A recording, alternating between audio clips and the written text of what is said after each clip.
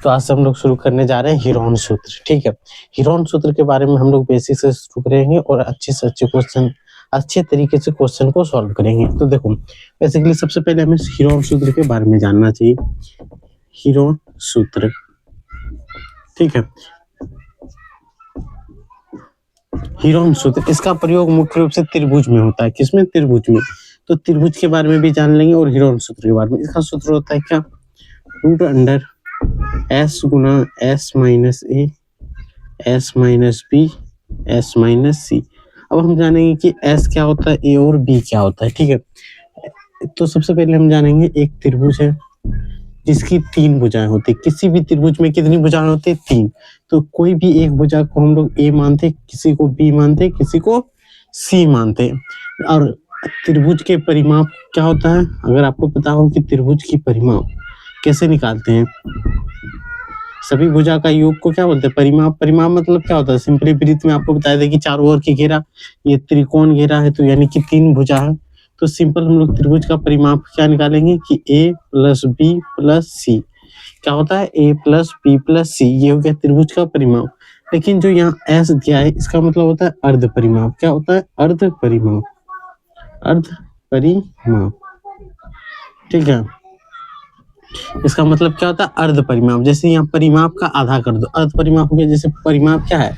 ए plus B plus सी, इसी को अगर 2 से भाग देंगे तो आधा हो गया। तो अर्ध परिमाप का सूत्र यही होता है। अगर एस निकालना हो तो यही सूत्र बैठाएंगे अर्ध परिमाप के बारे में। अब यहाँ पे हम लोग के त्रिभुज के बारे में, क्योंकि यहाँ पे एक समबाहु त्रिभुज है, विषमबाहु त्रिभुज है और भुजा के आधार पर तीन त्रिभुज होता है। उन तीनों को हम लोग जान लेते हैं एक बार तुरंत। तीन प्रकार के त्रिभुज, तीन प्रकार के त्रिभुज जो इस टॉपिक में प्रयोग होगा। वैसे होता त्रिभुज कितने प्रकार के हैं? तो 6 प्रकार के, लेकिन हमें अभी इसी वक्त कितना पढ़ना पड़ेगा? 3 प्रकार के। तो कौन कौन त्रिभुज अभी पढ़ेंगे हम लोग? एक तो होगा समबाहु त्रिभुज। क्या? समबाहु त्रिभुज। समबाहु त्रिभुज किसको बोलेंगे? जिसकी सभी भुजा बराबर हो, सभी भुजा बराबर हो, भुजा बराबर हो। किसी भी त्रिभुज की सभी भुजा बराबर होगा तो उसको क्या बोलेंगे? समबाहु त्रिभुज। और इसका प्रत्येक कोण कितना होता है? प्रत्येक कोण 60 डिग्री होता है, ये याद रख लेना है।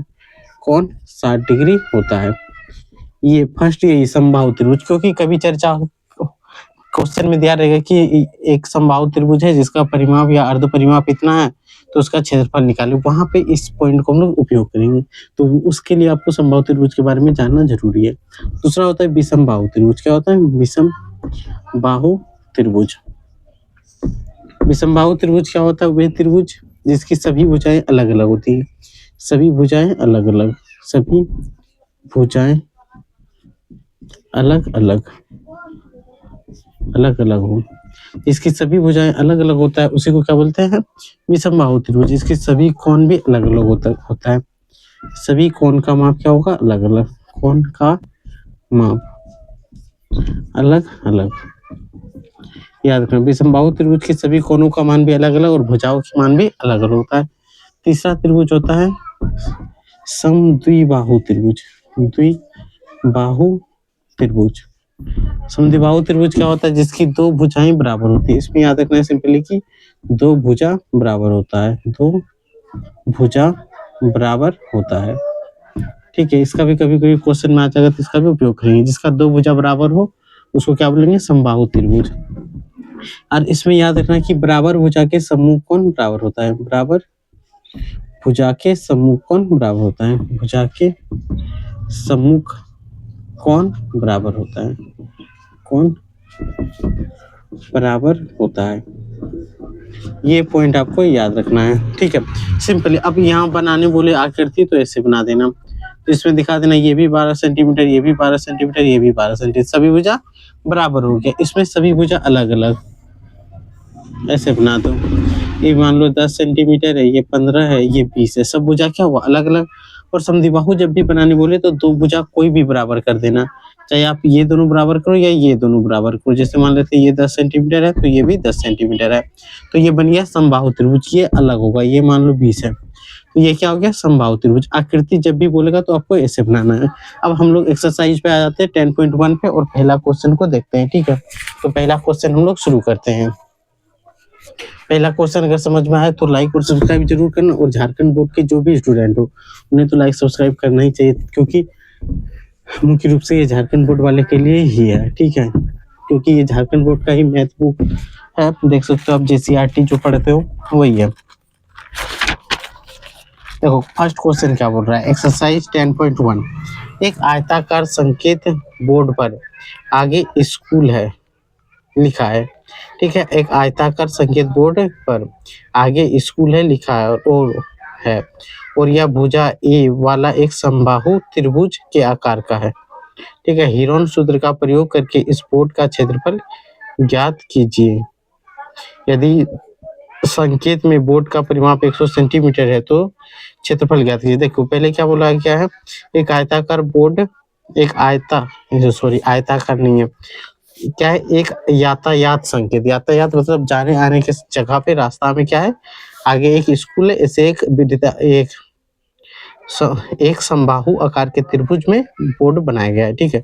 सिंपली आपको पढ़ना है, तो समबाहु आकार के हैं तो समबाहु त्रिभुज बना देते हैं जिसकी भुजा ए दिया है, यानी समबाहु त्रिभुज में अभी आपको क्या पता है, सभी भुजा बराबर, ये भी बराबर, ये भी बराबर, ये भी बराबर, तीनों भुजा बराबर होगा। और दिया है क्या, हीरोन सूत्र के प्रयोग कर इस बोर्ड का क्षेत्रफल ज्ञात करें। तो हम लोग लिख लेते हैं ABC, ठीक है। यहाँ लिखें त्रिभुज ABC में ABC क्या है, त्रिभुज ABC समबाहु त्रिभुज है, समबाहु त्रिभुज है, यहाँ लिख देते समबाहु ABC समबाहु त्रिभुज है।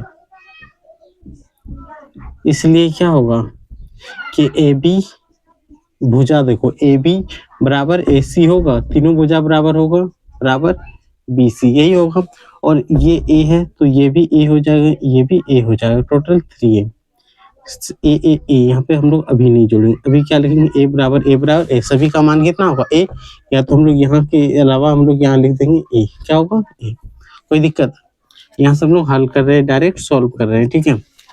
तो यहाँ से आपको सबसे पहले हीरोन सूत्र में बिठाने के लिए क्या चाहिए, परिमाप सूत्र में बिठाते हैं तो S चाहिए, S निकालने के लिए क्या करें, S बराबर क्या होता है, A plus B plus C/2 ये होता है, जबकि हमारे पास परिमाप कितना दिया हुआ है, S इज इक्वल टू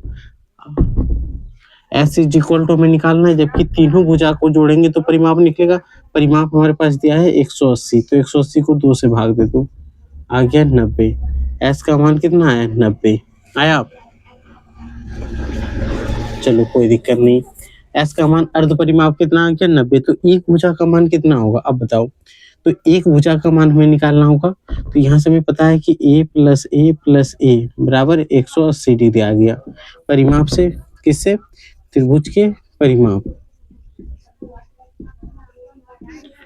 से A प्लस A बराबर 180, 3A बराबर 180, इसलिए A बराबर क्या होगा, 180/3। अब 3 से 180 को भाग दो, छतिया 18, 1 0 बचा उसको लिख दो, यानी कि A का मान कितना होगा, 60 सेंटीमीटर, ये भी भुजा 60 इन होगा। अब इसको यहाँ पे हम लोग यहाँ पे लिखते हैं हीरोन सूत्र से, क्या लिखेंगे, हीरोन सूत्र सिंपल आप बिठा दो, S Guna S minus A, S minus B, S minus C। लेकिन ABC सबका वैल्यू क्या होगा, 1, क्योंकि समबाहु त्रिभुज होने के कारण सभी भुजा बराबर है, यानी A plus B plus C जो लिखे सबका वैल्यू क्या है, A के बराबर है। तो यहाँ पे S का मान कितना है, 90, तो यहाँ लिख दो 90। रूट अंडर S का मान कितना है, 90 माइनस 60, 90 माइनस 60, 90 माइनस 60, क्योंकि सभी भुजा क्या है, बराबर है। तो अब चलो बिठाओ, 90 गुना 60 में 90 में 60 घटाओ, 30 गुना इसमें भी घटाएंगे 30 गुना इसमें भी घटाएंगे 30, कोई दिक्कत।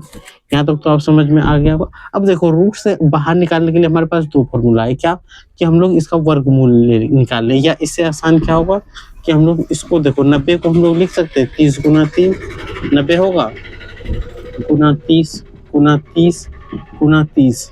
अगर सब गुना में है तो हम लोग जोड़ा में लगाएंगे, देखो एक जोड़ा 2 जोड़ा लगा, तो यहाँ से निकलेंगे 30 गुना 30, जो जोड़ा में लगेगा उसको एक ही, ये एक जोड़ा लगा तो एक बार लिखेंगे, यहाँ भी एक जोड़ा लगा एक बार लिखेंगे, यहाँ रूट बैठा देंगे। अब जोड़ा में क्या नहीं लगा 3, तो उसको यहाँ बैठा देंगे।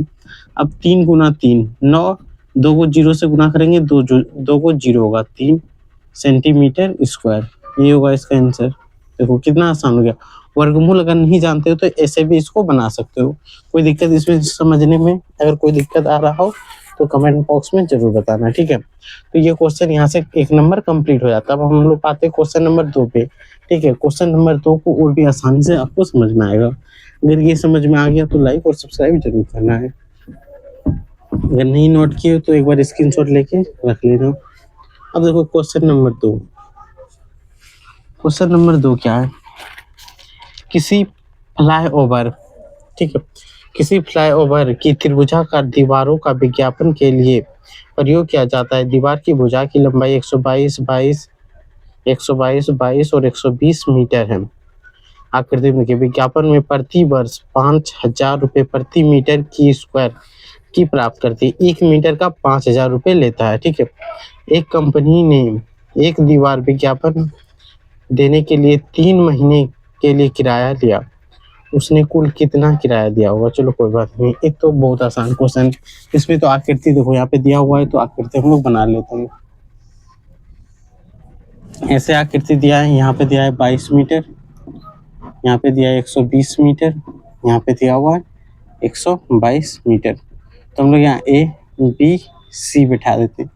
ये हो गया ए का वैल्यू, ये हो गया बी का वैल्यू, और ये सी का। किसी को भी हम लोग मान सकते हैं, ठीक है।